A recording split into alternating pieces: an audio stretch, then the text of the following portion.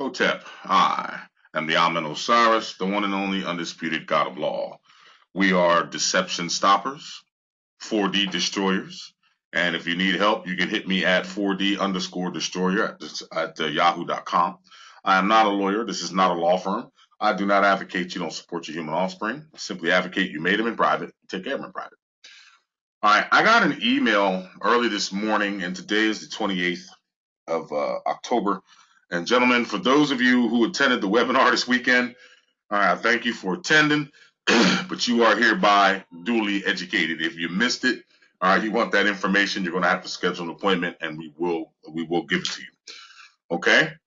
But I posted a video explaining that you should be sending a letter to the Social Security Administration and requiring them to pay their debt. Okay? And I got an email this morning, and let me read it. It says, sent the letter you posted on the SSA. They wrote me back and said I cannot voluntarily end participation in the program, and they told me they will not respond to voluntary participation or withdrawal of Social Security taxes. Apparently, they can't read. So they're openly admitting that the way that I'm construing this letter is that 4D is a Social Security tax. Okay. Now, first and foremost, I did not give this to you, and if you want it, you'll have to come in and schedule an appointment. All right. First thing you're going to do is you're going to write what I would do, if I was in your situation. I would write a letter to the Child Support Enforcement Agency, the same letter that you're going to write to the Social Security Administration. And at the end of that letter, this is the letter to the 4D franchise. This is what it's going to say at the end.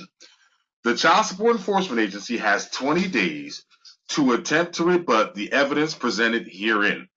The CSEA must provide valid evidence in support of its claim to prove that the SSA is not the owner of the non-custodial pay rent obligor. All right, John E. Donut, Social Security number 123456789, and is not responsible for the debt, I just put this number in here, levied against said property through its routine use of the Social Security number, and that the number holder is. Okay, so when you write these affidavits, gentlemen, this affidavit is your law. Okay, number one, you get the affidavit notarized, and you make sure you send it by certified mail, and do not use a zip code. Again, if you missed my class on being zip code exempt, all right, and removing yourself from federal jurisdiction, you really missed out. Okay, that class was put there for a reason. For all the thousands of emails, people say, "Oh man, I need help. I need help." All right, we tried to help you. You did not show up. Okay, don't call me and say, "Oh, we need help." But yet, when I put something out and I show you, I give you the help that you need, you're never around. All right, so that's on you. But the people who showed up, they are now, I can guarantee you, they will be free within the next month or two. Okay, they will be free the next month or two as long as they follow the instructions. So what you're telling them when you write these letters, these affidavits, you're telling them number one, I'm going to give you 20 days, excuse me, to rebut the evidence that I presented. Okay. Number two, you must, when you respond, when you attempt to rebut it, check this out. You notice I said I'm going to give them 20 days to attempt to rebut. Why does it say that? Because you can't rebut. They cannot rebut what's proper. They can't rebut their own shit. All right, gentlemen, we don't make up shit here. We just take their information and we use it against them. Can they rebut their own information? No, they cannot.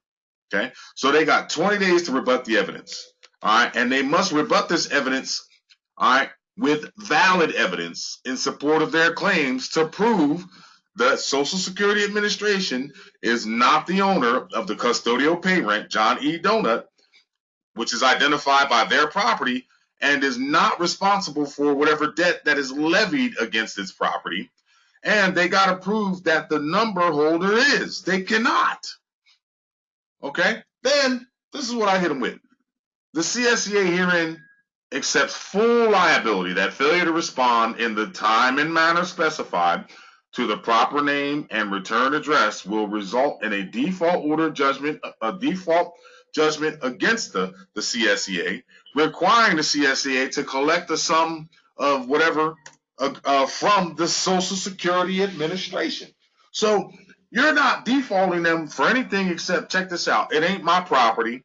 You need to go to the owner and collect it. And when they don't respond properly, such as this bullshit right here, you got a right to take them to court and say, listen, they failed to prove.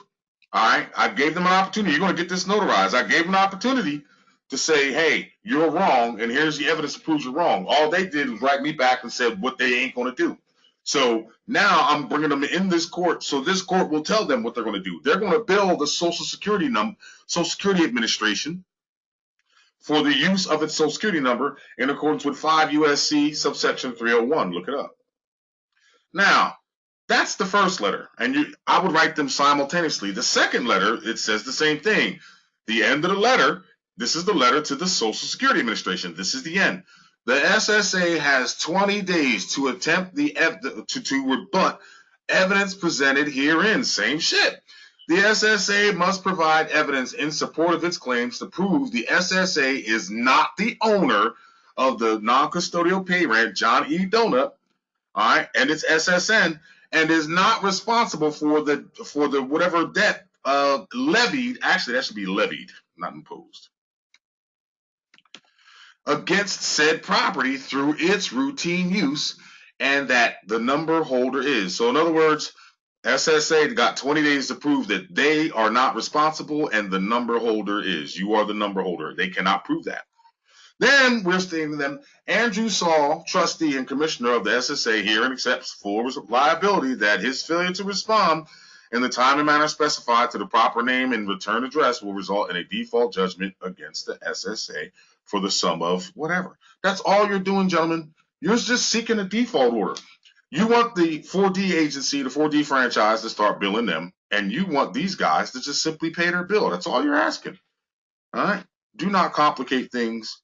All right? And if you're writing this letter and you sent that letter with a zip code attached and you received that letter with a zip code attached, you are wasting your time.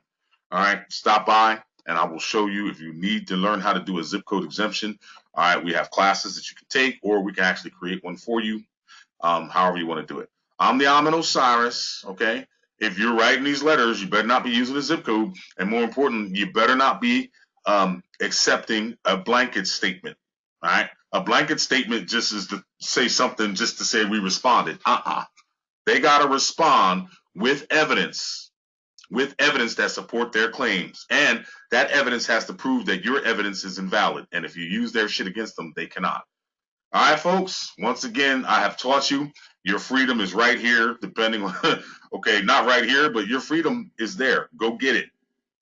I'm the Amin Osiris. If you have an issue, hit me at 4D underscore Osiris, at 4D underscore destroyer at yahoo.com, and we will properly educate you. Hotep.